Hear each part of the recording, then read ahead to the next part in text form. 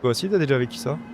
Toujours devoir repenser à quelqu'un, parfois la nuit, parfois dans le silence du matin, ou entre deux rayons, en te disant «Et si?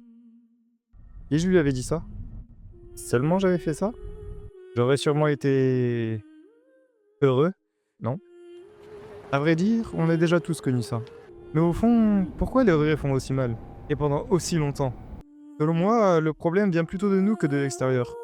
On a souvent tendance à oublier sur le long terme les moments où on s'est entraîné pendant des heures, pour au final soit réussir, soit échouer.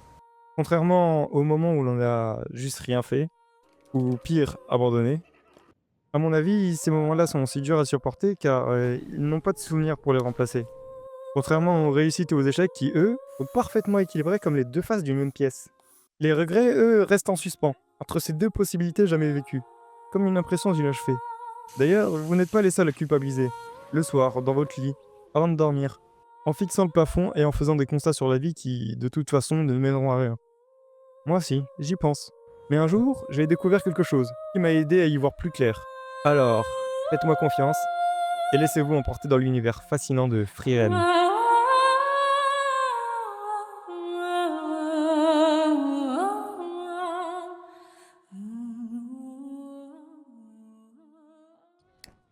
Frieren, c'est l'histoire d'une elfe qui a une particularité très spéciale, et qu'elle a vécu une vie longue d'un millénaire et continuera à avoir une vie quasi infinie.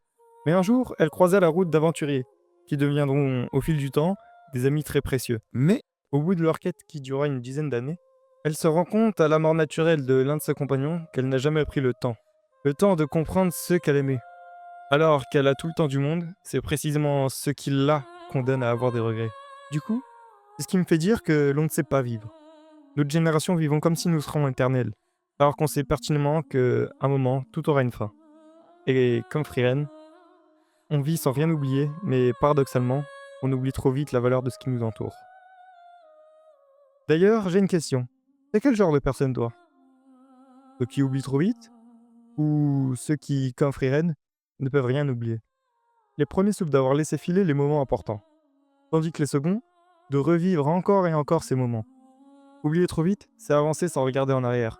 On se protège, on se dit c'est mieux comme ça. Mais à force d'oublier, on finit par ne plus comprendre ce qu'on a vraiment vécu. Pourquoi vous protégez ce village depuis si longtemps? Si tu veux tout savoir, ma femme adorait ce village. Voilà pourquoi je le protège. C'était une humaine. Je ne fais que tenir une vieille promesse que je lui avais faite à l'époque, mais elle remonte à des temps oubliés de tous. Bon, je ne vais pas vous ennuyer avec tous les détails. Ça ne servirait à rien. Que ce soit son visage, sa voix ou l'éclat de son regard, tout cela n'existe plus que dans ma mémoire. C'est un peu ridicule, non? J'honore encore à ce jour la promesse faite à une femme qui a quitté ce monde il y a fort longtemps. Et elle vit l'inverse. Elle se souvient de tout. Des expressions, des voix, des adieux. Elle porte la mémoire comme une charge, pas comme un souvenir. Et c'est cette mémoire parfaite qui devient justement sa punition. Elle voit défiler les siècles, mais dans sa tête, ses amis sont toujours là, figés, à l'instant où elle les a perdus. C'est là le paradoxe du regret. Ne rien oublier, c'est ne jamais pouvoir le laisser partir. Oublier trop vite et perdre le sens du passé. Et entre ces deux extrêmes, c'est là que nous vivons. À essayer d'oublier sans effacer et de nous souvenir sans nous condamner.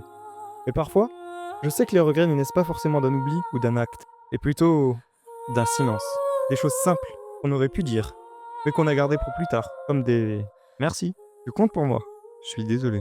Ces mots-là paraissent évidents jusqu'à qu'il soit trop tard pour les prononcer. Irène a combattu aux côtés de ses compagnons pendant plus de 10 ans. Elle a partagé leur joie, leur peine, leur rire, mais elle n'a jamais vraiment vu ce qu'ils représentaient pour elle. Pas parce qu'elle les aime pas, mais parce qu'elle pensait avoir tout son temps pour leur dire. Et quand le temps a fait son œuvre, il ne reste plus que des silences. Ce sont ces regrets-là qui font le plus mal. Des liens qu'on n'a pas compris quand ils étaient là. Des gestes qu'on n'a pas faits. Des mots qu'on n'a pas trouvés. Et tout ce qu'on peut faire, c'est marcher. Comme Frieren. Et apprendre lentement à dire ces mots au prochain. Ça veut dire quoi apprendre lentement? Des belles paroles. Mais ça veut rien dire. C'est pas faux. Notre premier réflexe face au regret, c'est de fuir. On se dit, maintenant que c'est passé, c'est fait. On ferme les yeux, on change de sujet et on continue d'avancer. Parce que le regret, ça brûle. Ça nous rappelle qu'on aurait pu mieux faire, aimer plus fort, parler plus tôt. Et personne n'aime se brûler. Alors on enterre tout ça, bien profond.